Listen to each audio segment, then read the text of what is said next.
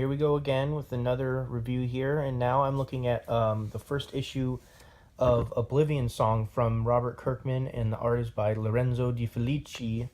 And I had actually heard a lot of good things about this issue, and I'm glad I picked it up because I was very, very impressed by this whole thing, and I'm definitely going to keep on checking out this series. And I never read The Walking Dead, or at least I didn't.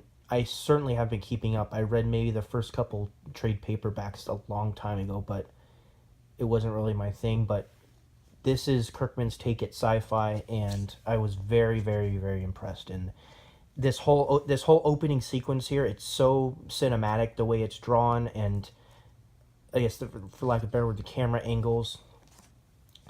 These people are being chased through a city that has all sorts of like biological growths all over it. Sort of like reminds you of like The Thing or Aliens or any of that good stuff. And there's like a lone ranger, there's like a lone Avenger, whatever you want to call him, that's trying to save these two civilians that are running around. And they're shooting with these darts that teleport them away.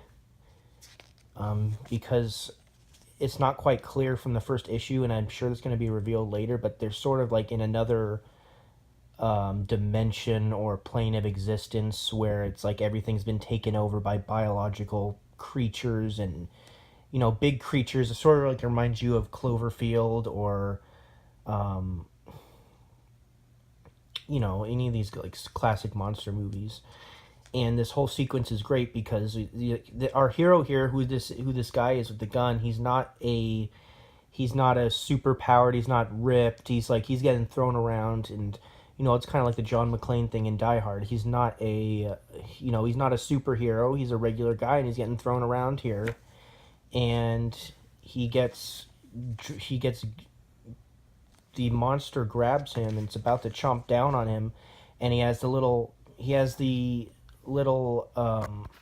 button on his suit that's supposed to teleport him out. It's not working, so he gets gobbled. He's about to be gobbled up by this creature, and his teleporter's not working, so he takes one of the little syringe bullets he's been shooting and he jabs into his own neck to teleport himself out at the last minute. And then we get this great sort of like wide shot here of the monster. He's looking around confused because he just lost his meal. So he's sort of like, he's teleported back into, I guess this is like the normal world, or the world you and I live in, and it's just a fascinating story. This guy is working with a scientist who he rescued from this parallel world, and it's a very, very interesting character. He was formerly part of a government project to make trips. He was part of a team that would travel to this parallel world and try to rescue people who had disappeared from the real world and found themselves in that parallel world. And their government funding had been cut, but he's sort of going back there on his own without authorization to find these guys and bring them back. But as we soon find out, maybe he has other motives in going over there, and we find out at the end of this issue that's a very personal reason why he's going over there. So this is a very interesting scene. There's lots of good world building in here, and there's sort of like a memorial here to all the people that were lost, who I guess disappeared and were taken into this parallel world.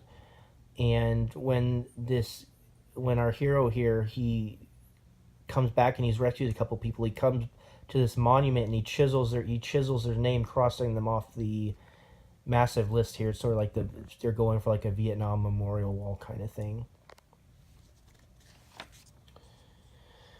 But this is I thought it was a fascinating story. It's great sci-fi, and the characters are you really care about them. They're very three-dimensional, and we eventually learn that the reason he's going back there to rescue these people, not only to rescue these people, but he's looking for his own brother. He's looking for his own brother who had disappeared. So there's like, he's family ties and there's all that good stuff. But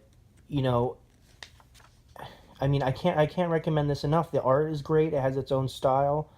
Very, very cinematic. This is a great shot here of his apartment there, and there he is, and he's working on his teleporter device that was broken in the first part of the story. And so, I think Robert, at least from this first issue, that it shows a lot of promise, and Robert Kirkman, he's knocked it out of the park. I can't speak for The Walking Dead since I'm not really interested in that, but I'm definitely in for the long haul on this.